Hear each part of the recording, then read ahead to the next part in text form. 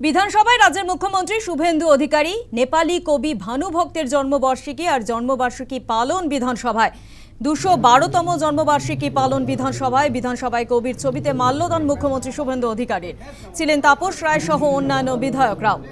যে ছবি দেখানো হচ্ছে আপনাদের বিধানসভার ছবি, যেখানে রাজ্যের মুখ্যমন্ত্রী শুভেন্দু অধিকারী রয়েছেন নেপালি কবি ভানুভক্তের জন্মবার্ষিকী এবং ২১২তম জন্মবার্ষিকী পালন বিধানসভায় কবির ছবিতে মাল্যদান মুখ্যমন্ত্রী শুভেন্দু অধিকারী ছিলেন তাপস রায় সহ অন্যান্য বিধায়করাও।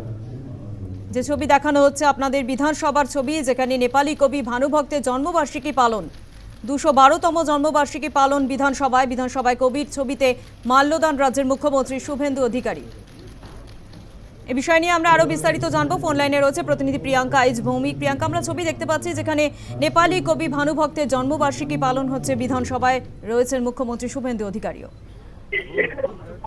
একেবারে স্বপ্ন তোমাকে জানাবো, নেপালি কবি ভানুভক্তের ২১২তম জন্মবার্ষিকী উপলক্ষে বিধানসভায় মাল্যদান অনুষ্ঠানের আয়োজন করা হয়েছে। তাকে সম্মান জানানোর জন্য তার ছবিতে মাল্যদান করলেন মুখ্যমন্ত্রী শুভেন্দু অধিকারী।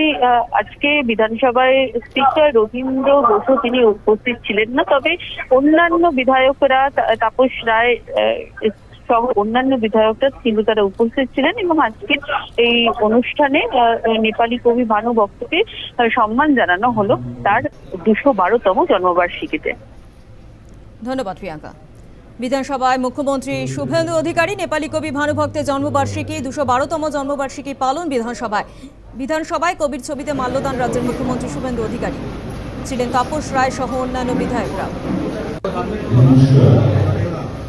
মহান নেপালি কবি ভানুভক্ত আচার্যের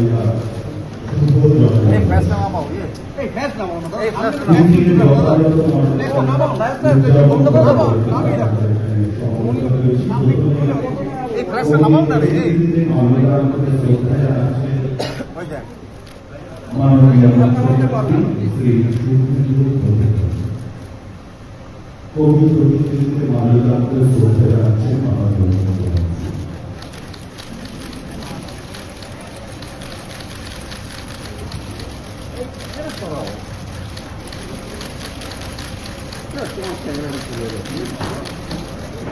এবার শ্রদ্ধা জানিয়ে তথ্য ও সংস্কৃতি বিভাগের